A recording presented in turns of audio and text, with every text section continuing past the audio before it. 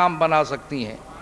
جہالت کے ذریعہ، جہالت کی بنیاد پر سازشوں کا شکار ہو جاتی ہیں قومیں، سازشوں کے مقابلے میں کھڑی نہیں ہو سکتی۔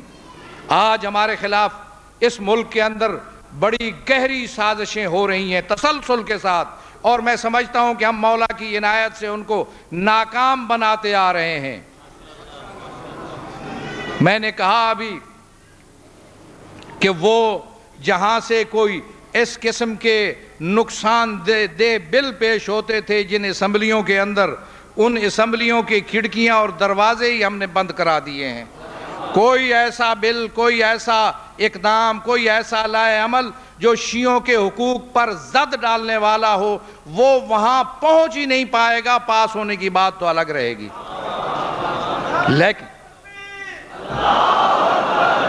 لیکن اس کے باوجود اب بھی سازشیں موجود ہیں۔ میں دیکھ رہا ہوں کچھ رپورٹیں ہمارے حوالے سے چل رہی تھیں، جھوٹی قسم کی رپورٹیں، ہمارے نام پہ کچھ باتیں انہوں نے کی، اور اسی طریقے پہ ابھی ان دنوں میں بڑی جلدی میں پاکستان کے ادارے شیعوں کی تعداد گننے میں مصروف ہیں۔ مجھے نہیں پتا کیوں شیعوں کی تعداد کیوں گنی جا رہی ہے، ان کے لیے رپورٹیں کیوں تیار کی جا رہی ہیں۔ کیا خطرہ ہے شیعان حیدر کرار سے؟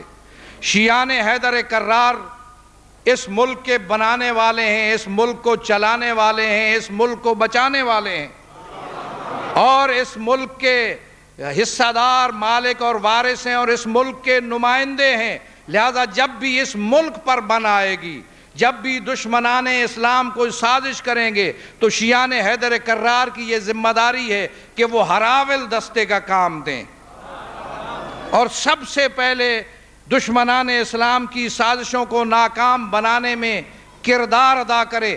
دنیا نے دیکھ لیا کہ عرب ممالک پر قبضہ ہے اسرائیل کا، عرب ممالک کی سرزمینوں پر، ان کے پاس اسلحے بھی ہیں، ان کے پاس تیل بھی ہے، سب کچھ ہے، لیکن 1 انچ بھی زمین نہیں چھڑا سکے۔ یہ شیعان حیدر کرار کو یہ سعادت نصیب ہوئی کہ اپنے ملک کے 1 انچ کو اسرائیل کے نجس وجود سے پاک کیا، اور پھر صدیوں کے بعد یہ سعادت بھی شیعوں کو حاصل ہوئی کہ امت مسلمہ کی صدیوں کے بعد لاج رکھ لی، عزت بچائی امت مسلمہ کی۔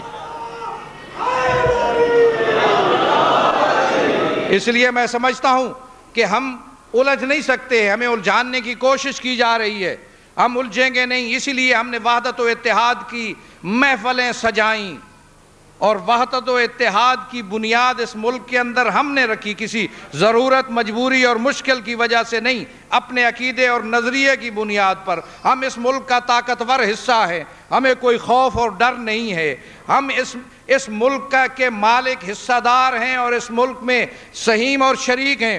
اس لیے ہمیں کسی سے گھبرانے کی یا کسی کے سامنے کوئی ہاتھ پھیلانے کی ضرورت نہیں ہے، دست نگر نہیں ہے ہم کسی کے۔ ہمارا فریضہ ہے، ہماری ذمہ داری ہے، آل محمد کے ترجمان ہونے کی حیثیت سے، ان کے مشن کے ترجمان ہونے کی حیثیت سے میرا یہ فرض بنتا ہے کہ امت مسلمہ کو ایک صف میں کھڑا کروں دشمنان اسلام کی سازشوں کو ناکام بنانے کے لیے۔ لیکن میں یہ بھی اجازت نہیں دوں گا کہ اس ملک کے اندر شیعوں کے حقوق کو سلب کرنے کی کوشش کی جائے۔ آخری جملہ میں کہتا ہوں، اس ملک کے اندر یہ کوششیں ہو رہی ہیں کہ عزاداری سید الشہداء کو محدود کیا جائے۔ نہیں پتا ہمارے سادہ لوگوں کو، میں پورے ملک کے اندر جاتا ہوں، چونکہ ابھی میں رجب و شعبان بلکہ رمضان بھی روڈ پر تھا، اور اب بھی میں چل رہا ہوں، مجھ سے کوئی کونا پاکستان کا مخفی نہیں ہے، میں ہر جگہ جانتا ہوں کہاں کہاں سازشوں کو کس انداز میں لانے کی کوشش کی جا رہی ہے، عزاداری کو محدود کرنے کی کوششیں کی جا رہی ہیں۔ بعض جگہوں پہ پروفار میں چھاپے گئے کہ عزاداری سید الشہداء مجلس عزا منعقد کرنے کے لیے لوگوں کو اجازت لینی چاہیے، پروفارما پر کرنا چاہیے۔ میں آپ کو واضح کہتا ہوں، مت لو اجازت مجلس عزا کرنے کی، برابر کرنے کی، کسی کو یہ حق نہیں۔ دنیا کی کوئی قوت مجلس عزا کو روک نہیں سکتی، کوئی قانون دنیا کا روک نہیں سکتا مجلس عزا کو۔ جو مجلس عزا کی اجازت لے گا اس کا ہم محاسبہ کریں گے۔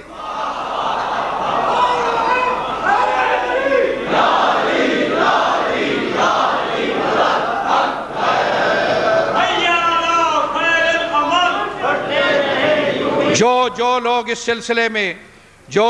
سلسلے میں مشکلات کا شکار ہیں، میں سمجھتا ہوں کہ ان کو درس حاصل کرنا چاہیے آل محمد کے گھرانے سے۔ صبت علیہ مصائب لو انہا، صبت علیہ مصائب لو انہا صبت علی الایام سرنا لیالیا، وہ مصیبتیں آئیں مجھ پر بابا، اگر وہ دنوں پر آتی تو سیاہ راتیں ہو جاتی۔ وہ سخت مصیبت کا ایک منظر وہ تھا جب بی بی آئی ہے در و دیوار کے درمیان میں، بہت مشکل وقت تھا، بلایا فضہ کو، الیہ یا فضہ، الیہ یا فضہ فخذینی وَإِلَىٰ صَدْرِكِ فَضَمِّنِي، فضہ آؤ مجھے سینے سے لگا لو، مجھ پر مشکل وقت ہے۔ جب غسل و کفن ہو چکا تو مولا نے بلایا اپنے بیٹوں کو، بیٹیوں کو، آؤ ماں سے مل لو۔ کچھ دیر ہوئی حسین کے آنے میں تو تاریخ کہتی ہے ہنت و رنت، لاش تڑپی، بند کفن کے کھلے، اور بلایا اپنے بیٹے کو، آؤ حسین میرے سینے سے لگ جاؤ۔ ایک یہ منظر تھا، ایک وہ منظر تھا جب بہن آئی ہے بھائی کی لاش پہ، دیکھا بھائی کی لاش کو پہچانی نہیں جا رہی تھی، کہا انت اخل حسین، کیا میرے بھائی حسین تم ہو؟ انت ابن امی فاطمہ الزہرا، کیا میرے ماں فاطمہ کے بیٹے لال تم ہو؟ اٹھایا بھائی کی لاش کو، ہاتھوں کے اوپر رخ کیا آسمان کی طرف، توحید شناس باپ کی توحید شناس بیٹی نے کہا اللہم تقبل منا ھذا القربان، بار الہ ہم سے یہ قربانی قبول فرما۔ اللہ لعنۃ اللہ علی القوم الظالمین وسیعلم الذین ظلموا ای منقلب ینقلبون۔ بار الہ اس ادارے کو زیادہ دن دونی رات چوگنی ترقی عنایت فرما، اس میں حصہ لینے والوں کو، مدد کرنے والوں کی توفیق میں، ان کی ہمتوں میں اضافہ فرما، اتحاد و اتفاق کی برکت سے مالا مال فرما، دشمنوں کے عزائم ناکام بنا، بار الہ ہماری پریشانیاں دور فرما، مشکلات رفع فرما، پرسکون و پر اطمینان زندگی نصیب فرما، جن حاضرین حاضران کے دلوں میں حاجات ہیں بار الہ ان کی حاجتیں پوری فرما، ہم سب کی توفیقات خیر میں اضافہ فرما۔